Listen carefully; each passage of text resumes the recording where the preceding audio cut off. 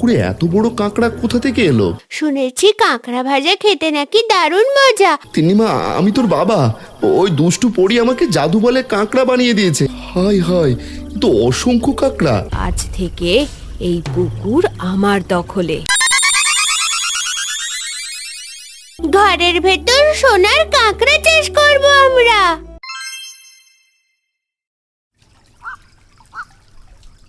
বাবা, আজকেও তো অনেকক্ষণ জাল ফেললে, কিন্তু একটা মাছও জালে ধরা পড়লো না। এভাবে মাছ না পেলে খালি হাতেই যে ঘরে ফিরতে হবে আজ।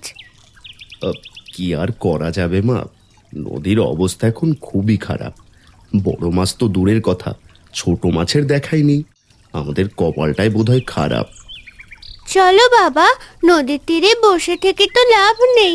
আমরা পাশের খালের দিকে গিয়ে একবার চেষ্টা করি, ওখানে হয়তো কিছু মাছ মিলতেও পারে। খালের জল তো শুকিয়ে কাদা হয়ে গেছে রে, সেখানে মাছ পাওয়া যাবে বলে আমার একদমই মনে হয় না। তাও যখন বলছিস, তখন একবার ঘুরে দেখে আসি চল।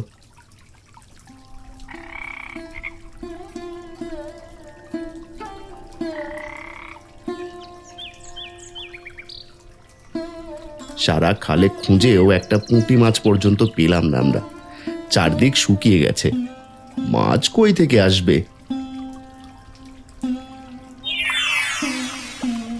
বাবা, ওই দেখো কাদার ভেতর কতগুলো বড় বড় কাঁকড়া মনের সুখে ঘুরে বেড়াচ্ছে। মাছ না পাই তো কি হয়েছে, এই কাঁকড়াগুলো ধরলে কেমন হয়? এই কাদা ভরা কাঁকড়া দিয়ে আমরা কি করব মা? এগুলো তো কেউ খাবেও না। তার চেয়ে বরং চল খালি হাতেই বাড়ি ফিরি, কাঁকড়া ধরে লাভ নেই। আচ্ছা বাবা, এই কাঁকড়াগুলো ধরে আমাদের বাড়ির পুকুরে ছেড়ে দিলে কেমন হয়? ওখানেই ওরা বড় হবে। আমি শুনেছি শহরে কাঁকড়া বিক্রি করে অনেকে অনেক টাকা পাওয়া যায়। একদম না, পুকুরে যে দু একটা মাছ এখনো বেঁচে আছে, এই কাঁকড়া ছাড়লে সেগুলো কেটে খেয়ে ফেলবে। পুকুরে কোনোভাবেই কাঁকড়া ছাড়া যাবে না। বাবা তো বারণ করছে, কিন্তু আমি লুকিয়ে কয়েকটা কাঁকড়া বালতিতে ভরে নিয়ে যাব। বাবা টের পাবে না, আর পুকুরে ছাড়লে ওগুলো আস্তে আস্তে বড় হবে। হারান যখন চলে যাচ্ছিল, তিন্নি লুকিয়ে কাদা থেকে কয়েকটা কাঁকড়া তুলে বালতিতে রেখে দেয়। কি গো, আজ কি মাছ নিয়ে এলে? তাড়াতাড়ি দাও দেখি। আমি তো রান্নাঘরে বটি নিয়ে অনেকক্ষণ ধরে অপেক্ষায় আছি। তাড়াতাড়ি করলে রান্নাটা সেরে নিতাম। আর বলো না মালতী, আজ কপালে একটা মাছও জুটলো না আমাদের। নদী আর খাল সব খুঁজেও খালি হাতেই ফিরতে হলো। মাছের দেখা পাওয়াই ভার। কি রে তিন্নি, তুই বালতি করে ওটা কি নিয়ে এসেছিস? লুকিয়ে রাখছিস যে? দেখি তো মা, মাছ না পেলেও অন্য কিছু তো পেয়েছিস মনে হচ্ছে। না মা, ওতে তেমন কিছু নেই। আমি এখন খেলতে যাচ্ছি বন্ধুদের সাথে। তুমি বাবার জন্য জল নিয়ে এসো, আমি একটু পরে এসে খেয়ে নেব। তা খেলতে যাবি বালতি হাতে নিয়ে যেতে হবে বুঝি? বালতি রেখে যা। মালতী, ওকে যেতে দাও তো, মেয়েটা অনেকক্ষণ খাটুনি করেছে। ঘরে যা রান্না আছে তাই দিয়ে খাবার বাড়ো, আমি হাত মুখ ধুয়ে আসি।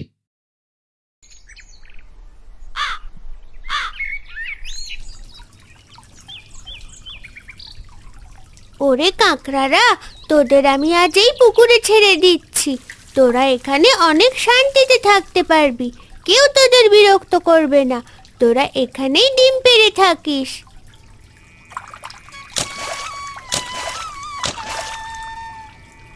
আমি জানি বড় বড় কাঁকড়ার অনেক দাম। মিলির বাবা তো শহরে কাঁকড়া বিক্রি করে অনেক ধনী হয়ে গেছে। তোরা যখন বড় হবি, তখন বাবা তোদের বাজারে বিক্রি করবে।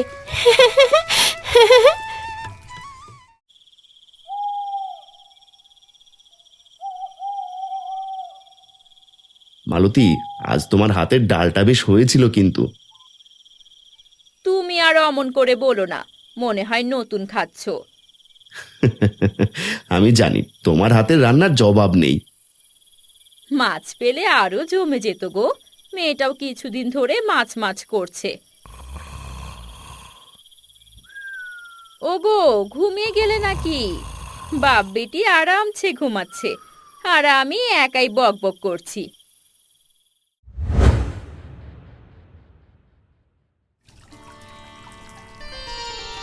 আজ সাত সকালে হঠাৎ পুকুর পাড়ে কি মনে করে? ওগো, শুনছো? অনেক দিন তো হলো পুকুরে মাছ ধরা হয় না। আজ একবার চেষ্টা করো না, কিছু মাছ পাওয়া যায় কিনা দেখো। ঘরে একদমই তরকারি নেই আজ। ঠিক বলেছ, দেখে আর ছিপ ফেলে বড় মাছ কিছু ধরা যায় কিনা। তিন্নিমা, ছিপটা নিয়ে আয় তো, টোপ ফেলে দেখি মাছ ধরা পড়ে কিনা।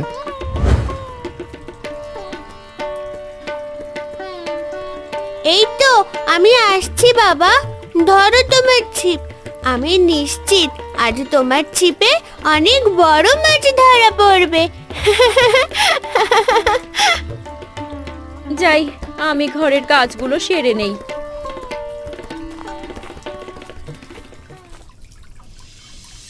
এদিকে হারান আর তিন্নি পুকুরে ছিপ ফেলে বসে আছে, কিন্তু অনেকক্ষণ হওয়ার পরও কোনো মাছের দেখা মিলল না। কি ব্যাপার মা, এতক্ষণ ছিপ ফেলে পুকুর পাড়ে ধৈর্য ধরে বসে আছি, কিন্তু মাছ তো একবারও টোপ গিলছে না। মাছগুলো সব ভিন দেশে চলে গেল নাকি? আর কিছুক্ষণ ধৈর্য ধরে বসে থাকো না বাবা, হয়তো বড় কোনো রুই কাতলা মাছ টোপ গিলতে সময় নিচ্ছে। এই তো একটা বড় মাছ ছিপে আটকেছে।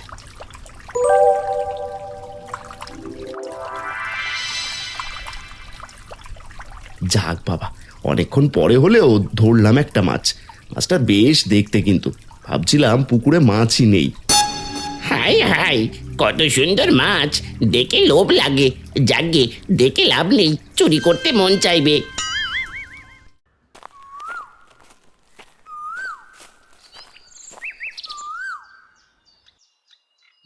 কই যাচ্ছিস রে কালু?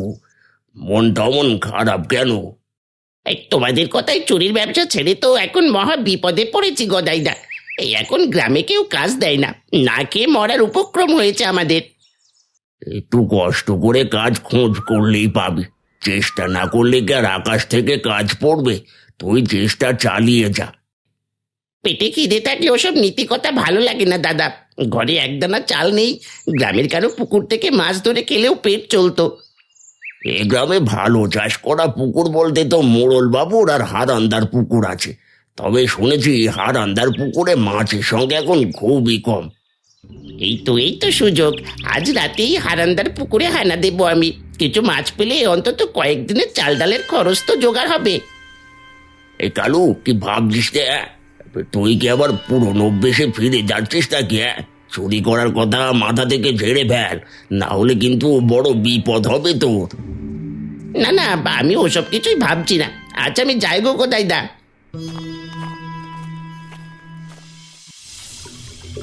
গভীর রাত, হারানের পুকুরের কাছে কালু দাঁড়িয়ে আছে আর কিভাবে মাছ চুরি করবে সেই ফোন দিয়ে আসছে। অন্ধকার বেশ ভালোই জমেছে, কেউ টের পাবে না। আমি পুকুরে নামি এবার। আজ সব মাছ ধরে কাল বাজারে বিক্রি করে অনেক টাকা কামাবো। এই তো জালটা ছুড়লাম।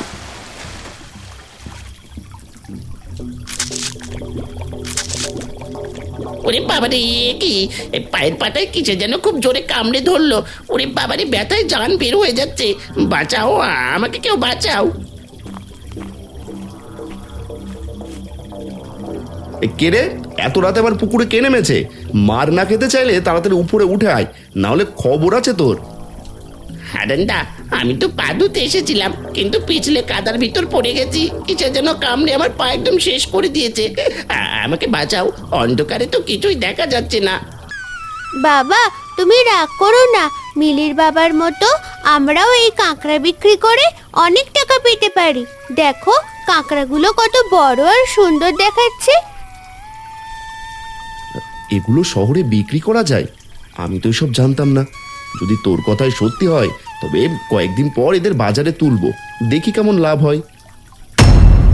এইসব কথা একটা গাছের আড়ালে লুকিয়ে এক দুষ্টু পরী দেখছিল।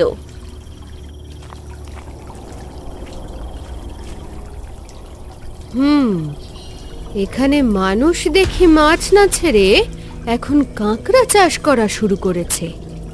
আমি তো আগে জানতাম না যে এই গ্রামে এত বড় বড় কাঁকড়া পাওয়া যায়। পরিলোক থেকে আমাকে তাড়িয়ে দেওয়ার পর থেকে ভালো কোনো খাবার জোটে না। অনেক দিন হলো কাঁকড়ার স্বাদ পাই না। আজ থেকে এই পুকুর আমার দখলে। দেখি কার সাহস আছে যে এই পুকুরে মাছ বা কাঁকড়া ধরতে আসে। আমি এখানে কাউকে পা রাখতে দেব না। সব কাঁকড়া আমি খাবো।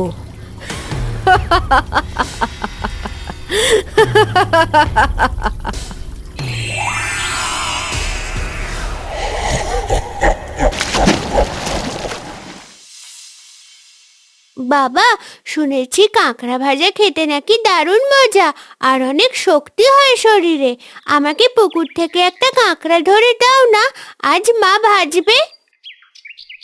ওগো, আমিও কোনোদিন কাঁকড়া ভাজা খাইনি, তাই আমার জন্য আর তিন্নির জন্য বড় দেখে দুটো কাঁকড়া ধরে আনো না, দেখি কেমন স্বাদ হয় ওগুলোর। আচ্ছা ঠিক আছে, তোরা যখন খেতে চাইছিস তখন চল পুকুর পাড়ে যাই। ছিপ দিয়ে দেখি আজ বড় দেখে কোনো কাঁকড়া ডাঙায় তোলা যায় কিনা।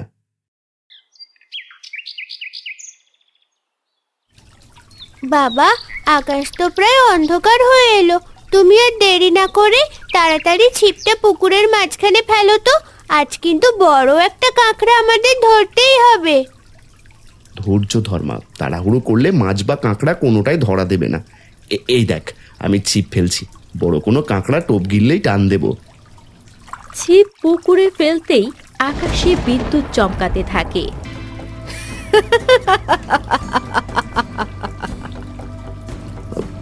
আপনি কে? এত সুন্দর পোশাক পরে আমাদের এই নির্জন পুকুর পাড়ে গোধূলি বেলায় কেন দাঁড়িয়ে আছেন? আপনি কি কোনো মানুষ নাকি অন্য কিছু? আমি এই পুকুরের মালকিন, এক বনপরী। এই পুকুর আর পুকুরের সব কাঁকড়া এখন থেকে শুধুই আমার। তুই এই পুকুর এখনই আমাকে দিয়ে এখান থেকে চলে যা। না না, এ কখনো সম্ভব না। আমার ছোট্ট মেয়ে অনেক শখ করে এই পুকুরে কাঁকড়া ছেড়েছে। এগুলো বিক্রি করে আমাদের দুঃখের সংসার চলবে। আপনি এখান থেকে চলে যান। তোর এত বড় সাহস যে তুই এক পরীর মুখের ওপর কথা বলিস আর আমার আদেশ অমান্য করিস? তুই যখন আমায় কাঁকড়া দিবি না, তখন তোকেই আমি এক বিশাল কাঁকড়া বানিয়ে দিলাম। পরীর জাদুতে হারান কাঁকড়া হয়ে যায় এবং পরী তাকে পুকুরে ফেলে দেয়। কিছুক্ষণ পর তিন্নি জাল নিয়ে ফিরে আসে। বাবা, ও বাবা, আমি জাল নিয়ে এসেছি। তুমি কোথায় গেলে?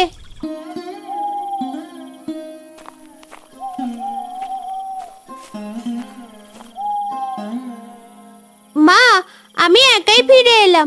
বাবা বোধহয় মিলিদের ওখানে গেছে। আর এই দেখো, একটা বিশাল বড় কাঁকড়া আমার সাথে আমাদের বাড়িতে চলে এসেছে। তোকে না বলে মিলিদের ওখানে যাবে কেন এই ভর সন্ধ্যায়? তুই একা ফিরলি কেন? আর এই দানবীয় কাঁকড়াটাই বা কেন তোর সাথে বাড়িতে নিয়ে এলি শুনি? বাবা মনে হয় মিলির বাবার কাছে কাঁকড়া বিক্রির ব্যাপারে কথা বলতে গেছে, তাই ফিরতে দেরি হচ্ছে। আর এই কাঁকড়াটা কিছুতেই জলে থাকতে চাইছিল না, তাই ওকে সাথে নিয়ে এলাম। আচ্ছা ঠিক আছে, তোর বাবা এলে না হয় তার থেকে সব শুনে নেব। এখন অনেক রাত হয়েছে, তুই হাত মুখ ধুয়ে তাড়াতাড়ি খেয়ে নিয়ে শুয়ে পড়গে।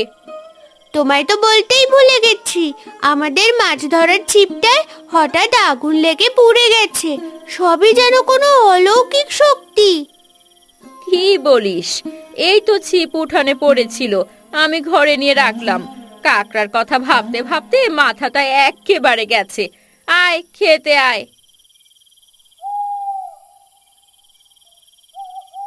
তিন্নি আর মালতী রাতের খাবার খেয়ে ঘুমিয়ে পড়ে।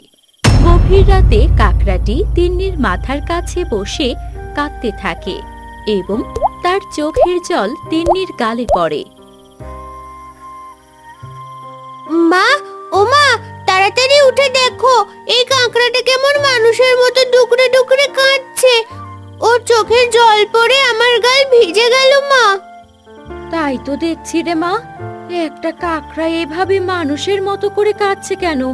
কিছুই তো বুঝতে পারছি না। আর তোর বাবাও তো এখনো বাড়ি ফিরলো না, রাত তো প্রায় শেষ হতে চললো। তাই তো মা, বাবার তো এতক্ষণ বাইরে থাকার কথা নয়, আমার খুব চিন্তা হচ্ছে।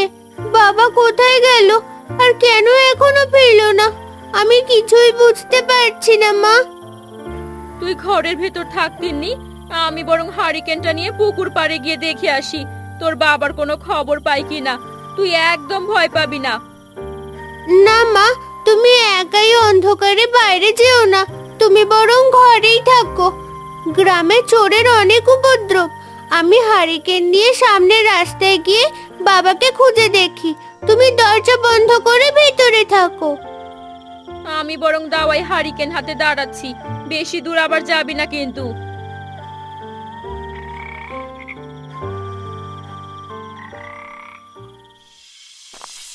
বাবা, ও বাবা, তুমি কোথায় আছো?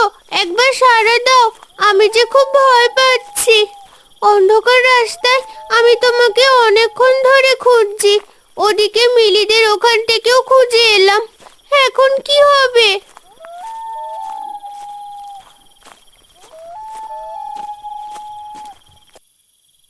ওরে খুকি, মাঝরাতে রাস্তায় কেন কান্নাকাটি করছিস? বড্ড তৃষ্ণা পেয়েছে আমার। আমাকে কি এক ফোঁটা জল খাওয়াতে পারিস? আমার বুকটা একদম শুকিয়ে কাঠ হয়ে গেছে। আপনি এই গভীর রাতে একা এখানে কেন বসে আছেন বুড়িমা? আপনি একটু দাঁড়ান, আমি এক্ষুনি ঘর থেকে আপনার জন্য এক ঘটি পরিষ্কার জল নিয়ে আসছি। তিন্নি জল আনতে ঘরে যায় এবং মালতী তাকে দেখে অবাক হয়ে বলে, কিরে তিন্নি, তোর বাবাকে খুঁজে পেয়েছিস? এভাবে তাড়াহুড়ো করে ঘরে ঢুকছিস কেন? না মা, বাবার কোনো খোঁজ এখনো পাইনি। তবে রাস্তার মোড়ে এক তৃষ্ণার্ত বুড়িমা বসে আছেন। আমি ওনার জন্যই ঘটি করে জল নিতে এসেছি। উনি জল খেতে চেয়েছেন। এই নিন বুড়িমা, ঘর থেকে আপনার জন্য জল নিয়ে এলাম। আপনি জলটুকু খেয়ে একটু সুস্থ হন। অনেক পথ হেঁটে এসেছেন বোধহয়, তাই আপনার গলার স্বর এমন শুকিয়ে গেছে।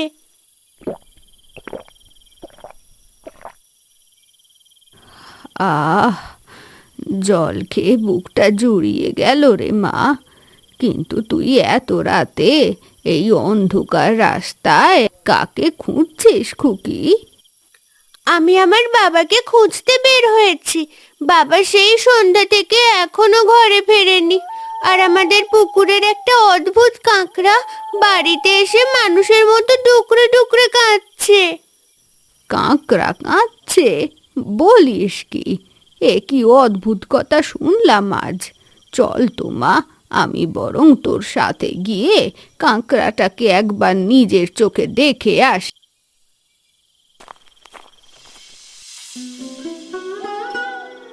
দেখুন বুড়িমা, আমি মিথ্যে বলিনি। এই বিশাল কাঁকড়াটা ঘরের কোণে বসে কেমন মানুষের মতো কেঁদেই চলেছে। ওর বুক ফাটা কান্না দেখে আমার খুব মায়া হচ্ছে। তিন্নির বাবাও তো সন্ধ্যা থেকে এখনো ঘরে ফিরলো না। চারদিকে কি সব অলৌকিক কাণ্ড শুনছি তোর মুখে, আমি কিছুই বুঝতে পারছি না। শান্ত হও মা, তিন্নির বাবা হারান তো বাইরে কোথাও নেই। সে তোমাদের সামনে এই ঘরের ভেতরেই আছে। আসলে এই কাঁকড়াটাই হলো তোমাদের হারান। এ কি অদ্ভুত কথা বলছেন বুড়িমা? জ্যান্ত একটা মানুষ কিভাবে রাতারাতি কাকড়া হয়ে যাবে? এইসব অলৌকিক কথা তো কোনোদিন শুনিনি। দয়া করে আমাদের সত্যিটা বলুন। সবকিছু তোমরা হারানের নিজের মুখ থেকেই শুনতে পাবে। বুড়ি কাকড়াটিকে হাত দিয়ে স্পর্শ করতেই সেটি আবার মানুষ রূপে ফিরে আসে। উফ, আমি তবে আবার মানুষ হতে পারলাম। মালতী, আমি তোমাদের কতবার নাম ধরে ডাকলাম, কিন্তু তোমরা কেউ আমার কোনো কথায় সাড়া দাওনি। তুমি কি পাগল হয়ে গেছো? একটা কাকড়ার কথা মানুষ কিভাবে শুনবে? এখন তুমি সবকিছু খুলে বলো তো, পুকুর পাড়ে ঠিক কি হয়েছিল আর কে তোমাকে এমন করলো? এ কি, বুড়িমা কোথায় গেল? এ তো সদ্য আকাশের পরে এই মাটির ঘরে গো। হ্যাঁ তিন্নি, আমায় ভয় পেও না। এক দুষ্টু পরী আগে পরী রাজ্যে ছিল, কিন্তু তার অসভ্যতা আর বাড়াবাড়ির জন্য তাকে সেখান থেকে বের করে দেওয়া হয়েছে। এখন সে পৃথিবীতে এসে মানবজাতির সাথে শয়তানি শুরু করেছে। ওই শয়তান পরীটা আমার এত স্বাদের পুকুরটা জোর করে দখল করে নিতে চায়। সে বলেছে ওই পুকুর এখন থেকে তার, আর আমাদের সেখানে যেতে নিষেধ করছে। ও পরি দিদি, তুমি কি ওই দুষ্টু পরীকে এই পুকুর থেকে তাড়াতে পারো না? তুমি কিছু একটা করো যাতে বাবা আবার শান্তিতে ওই পুকুরে কাঁকড়া চাষ করতে পারে। সে যে পুকুরে বাসা বেঁধেছে সেখানে আমার জাদু কাজ করবে না। তার চেয়ে বরং হারান, তুমি ঘরের ভেতরেই একটা ছোট পুকুর বানাও, আমি সব কাঁকড়া সেখানে এনে দেব। এ তো চমৎকার বুদ্ধি, তবে তো খুব ভালোই হয়। বাইরের পুকুরে তখন মাছের চাষ হবে, আর আমরা ঘরের ভেতরে নিরাপদে কাঁকড়া চাষ করতে পারবো। কিন্তু পরিদি, ওই দুষ্টু পরী যদি আবার আমাদের ঘরের ভেতর চলে আসে তবে কি হবে? সে যদি ঘর থেকে কাঁকড়াগুলো চুরি করে নিয়ে যায় বা আমাদের ক্ষতি করে? সেটা নিয়ে তোমরা একদম ভেবো না, তখন আমি নিজে দেখে নেব ওই দুষ্টু পরীকে কিভাবে শায়েস্তা করতে হয়। তোমরা কাল থেকেই ঘরের ভেতর কাঁকড়া চাষ করতে শুরু করো। পরী ঠিক বলেছে, আমি শুনেছি কাঁকড়ার বাজার সোনার দামের মতো। আমরা ঘরের ভেতরই কাঁকড়া চাষ করব। হুররে, ঘরের ভেতর সোনার কাঁকড়া চাষ করব আমরা। পরের দিন সকাল থেকে তারা সকলে মিলে ঘরের মেঝেতে গর্ত করতে শুরু করে। হারান গর্ত করে, মালতী আর তিন্নি মাটি সরায়। মালতী, তিন্নি, তোমরা জলদি হাত লাগাও যাতে ঘরের কোণে গর্তটা তাড়াতাড়ি খোঁড়া শেষ হয়। পরি বলেছে আজই সে সব কাঁকড়া নিয়ে এখানে আসবে। এই তো আমরা সবাই মিলে প্রায় খুঁড়ে ফেলেছি। এখন শুধু কাদার প্রলেপ দিলেই গর্তটা ছোটখাটো একটা পুকুর হয়ে যাবে। কাঁকড়ারা এখানে বেশ আরামে থাকতে পারবে। বাবা, গর্ত খোঁড়া তো প্রায় শেষ হয়ে গেল। এখন তুমি পরিদিকে বলো যেন আমাদের বাইরের পুকুরের সব কাঁকড়া জাদু বলে এই ঘরের ভেতরের পুকুরে নিয়ে আসে। তিন্নি, দিনের বেলা এ কাজ করা যাবে না, সেই দুষ্টু পরীর নজরে পড়ে যাব। আমরা এ কাজ রাতে করব।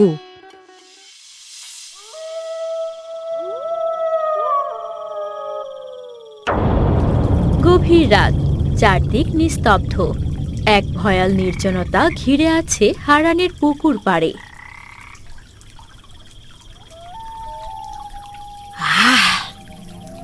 মানুষেরা খুব ভীতু, ভয় দেখিয়ে পুরো কাঁকড়ার পুকুরটা নিজের করে নিয়েছি। এখানে যতদিন কাঁকড়া থাকবে আমি আরামে খেতে থাকবো, কাউকে আসতে দেব না।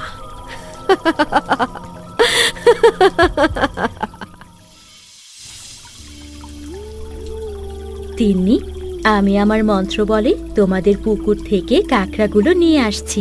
তোমরা সকলেই ঘরের এক কোণে চলে যাও, দরজাটা খুলে দাও।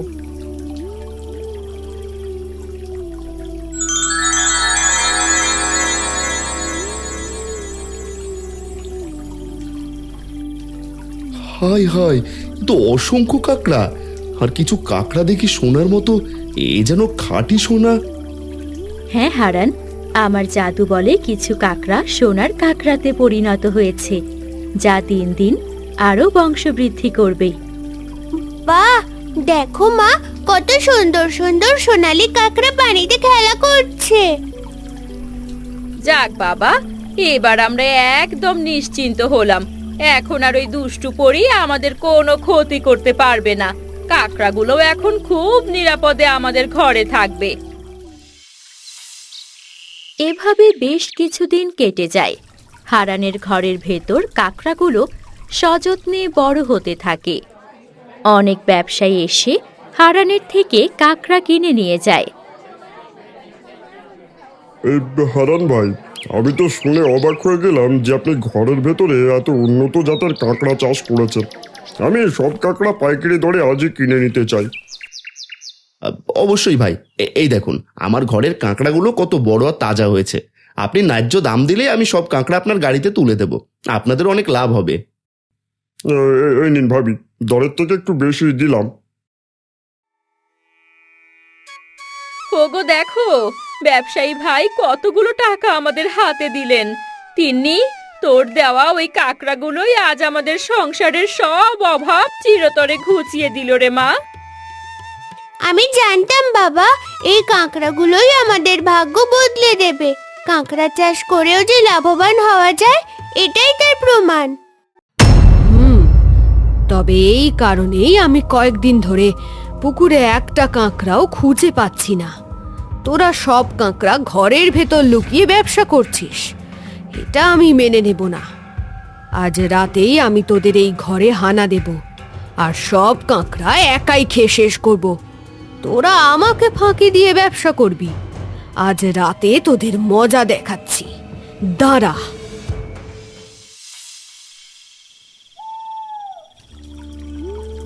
হারান, আজ আমার একটা বিশেষ কাজ করার আছে, যা না করলে তোমাদের বিপদ হতে পারে। এ কি বলছো পরি? এখন আবার কিসের বিপদ? তোমরা সুখে আছো, কাকড়া বিক্রি করে চলেছো, এই সবই সেই দুষ্টু পরীর নজরে পড়েছে। আজ সে এই ঘরে আসতে পারে। তাহলে এখন কি হবে আমাদের? ওগো, তুমি কিছু করো। কারোর কিছুই করতে হবে না।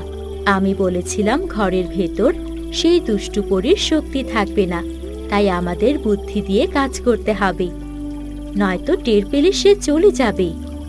পরিদি, তাহলে কি করবে? তুমি আমাদের বলে দাও আর কি করতে হবে। আমি একটি সোনার কাকড়া হয়ে এসব কাকড়াদের সাথে মিশে যাচ্ছি। তোমরাও ঘুমের ভান করো সবাই। দরজা খোলা রাখবে, যখনই ঘরে প্রবেশ করবে দরজা বন্ধ করে দেবে। বাকিটা আমি দেখব। এই বলে ভালো করে একটা সোনার কাকড়াতে পরিণত হয় আর পানিতে চলে যায়। উফ, সারা বাড়ি তো নিঝুম হয়ে গেছে। আর দেরি করা যাবে না, দরজা খোলাই আছে, ঘরে প্রবেশ করি।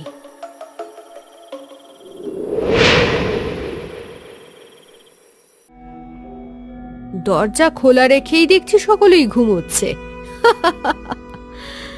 এই তো সেই ঘরের পুকুর, যেখানে সব কাঁকড়া লুকিয়ে রাখা হয়েছে। আজ আমি পেট ভরে সব কাঁকড়া একা খাবো, দেখি কে আমায় বাধা দেয়। দুষ্টু পরী জল থেকে একটি বড় সোনার কাকড়া তুলে মুখে দেয়, কিন্তু সেটি গলার ভেতর পাথরের মতো আটকে যায় এবং সে যন্ত্রণায় গোঙাতে থাকে। মালতী, জলদি করে দরজাটা বন্ধ করে দাও, দুষ্টু পরি ধরা পড়েছে। ওগো দেখো, পরীটা মনে হয় আমাদের পুকুরের কাকড়া গিলে ফেলেছে, কিন্তু ওটা ওর গলায় আটকে গেছে। ও তো ঠিক মতো নিঃশ্বাস পর্যন্ত নিতে পারছে না। এটা কিভাবে সম্ভব হলো? মা, ভয় পেও না। আসলে এই দুষ্টু পরী যাকে গিলেছে সে হলো আমাদের ভালো পরিদি। সোনার কাঁকড়া সেজে যে পুকুরে ছিল, ওই দুষ্টু পরীকে উচিত শিক্ষা দেওয়ার জন্যই এই ব্যবস্থা।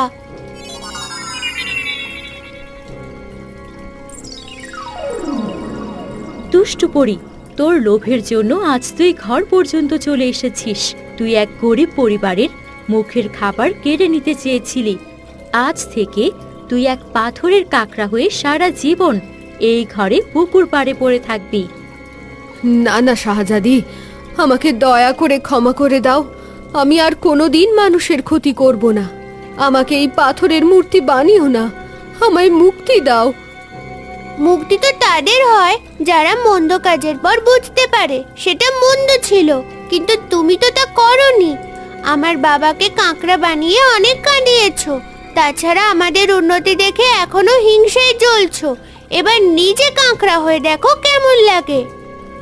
তিন্নির কথা শেষ না হতেই পরী তার মন্ত্র বলে দুষ্টু পরীকে পাথরের কাকড়াতে রূপান্তর করে দেয় আর ছোট্ট পুকুরের কাছে রেখে দেয়। যাক বাবা, আজ থেকে আমরা চিরতরে বিপদমুক্ত হলাম, এবং আমাদের এই ঘরের পুকুরও নিরাপদ হলো। ভালো পরি, আপনার এই উপকারের কথা আমরা চিরকাল মনে রাখবো। শোনো হারান, যে যেমন কাজ করবে সে তেমনই ফল পাবে। এটাই এই দুষ্টু পরীর প্রাপ্য পাওনা ছিল। তোমরা অনেক কষ্ট করেছো, এখন থেকে তোমরা সবাই সুখে শান্তিতে থেকো। আর হ্যাঁ, সোনার কাঁকড়াগুলো ঘরে চাষ করো, আর বাকিগুলো তোমাদের পুকুরে চাষ করতে পারো। ঠিক বলেছ পরিদি।